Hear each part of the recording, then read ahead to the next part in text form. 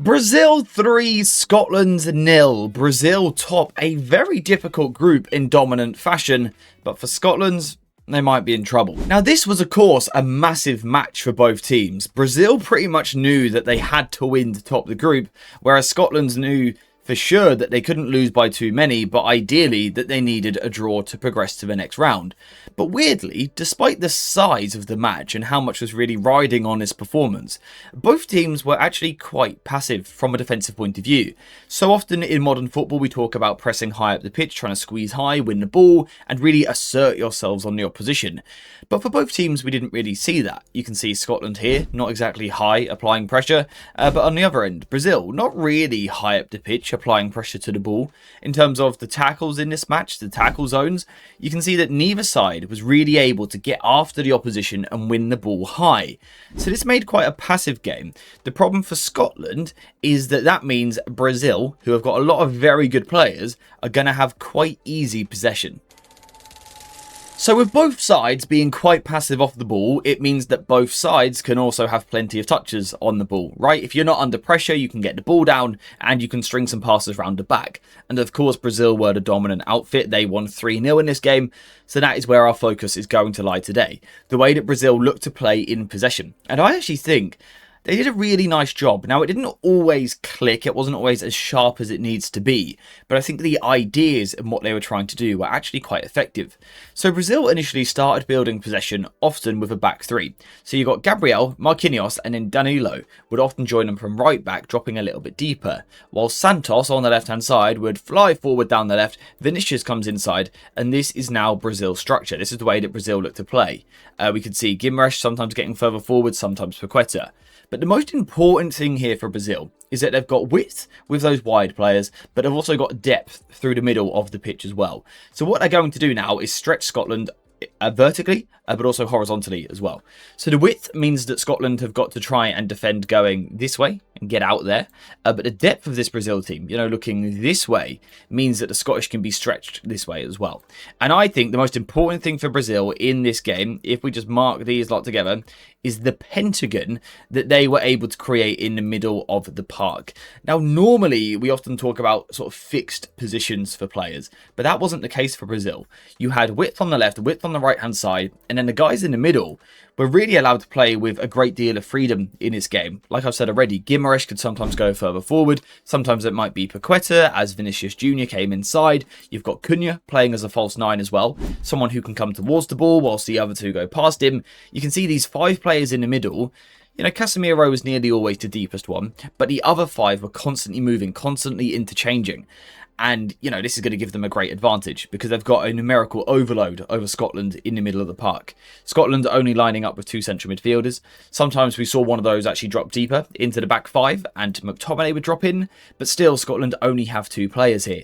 And when you've got so many talented, ridiculously talented Brazilian players sort of floating around you, this becomes a real problem for Scotland. But I think the way that Brazil approached this was fantastic. Now, what Brazil essentially worked with throughout the game was counter movements from this 5 in the middle. So if one came towards the ball, the other one would go away from the ball. And that's incredibly important when you're trying to break down a block. It's something that some other teams at this tournament haven't done well enough. For example, England against Ghana, there wasn't enough counter movements on the ball.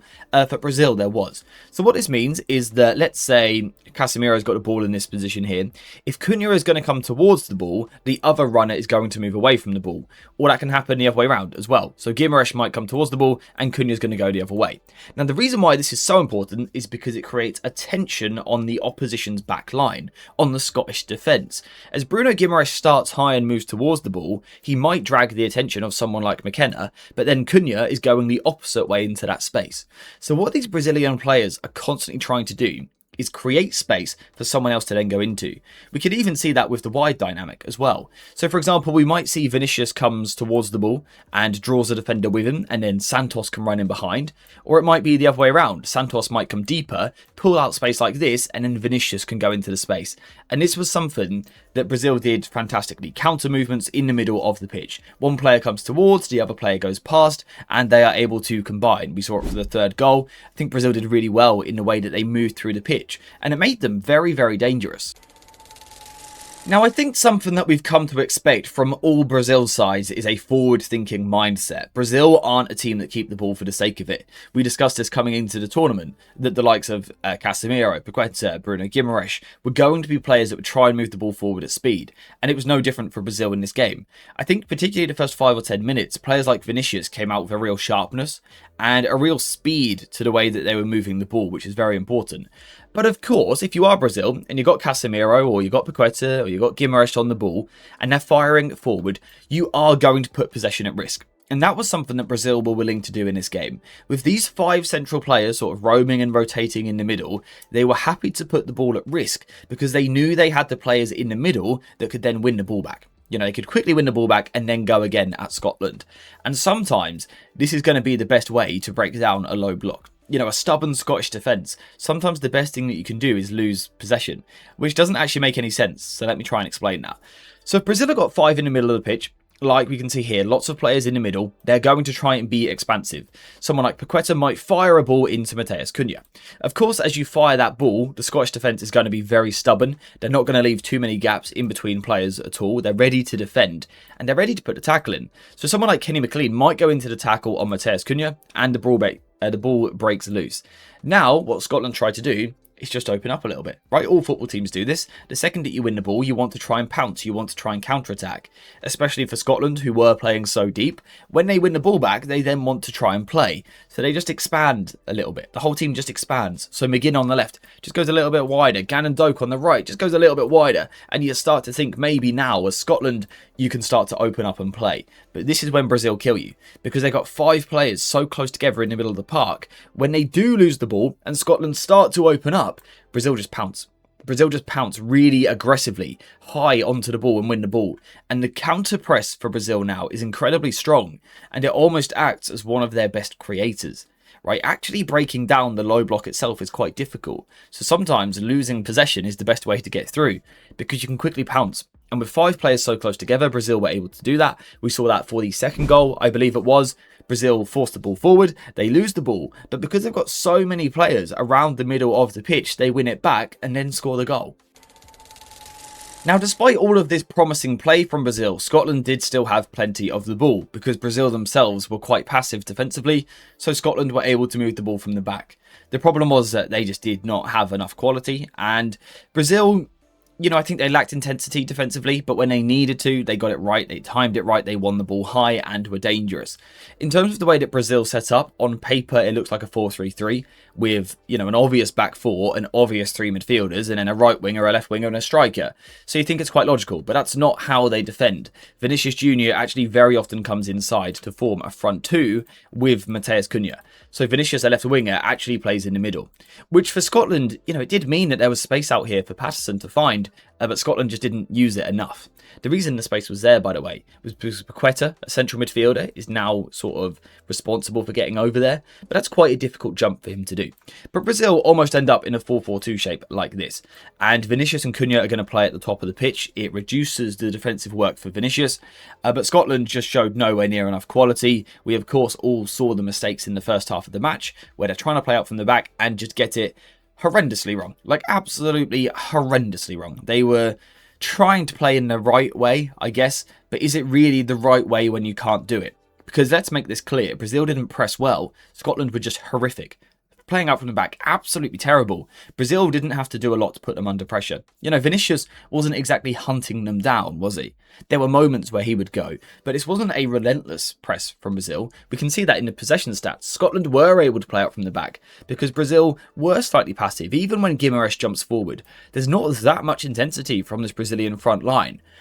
But if Brazil do win the ball back, and they were able to do that in this game because Scotland was so poor and really shot themselves in the foot in this game. When Brazil do win the ball back, the thing that they've got that is very, very dangerous is that Vinicius Jr. is left high.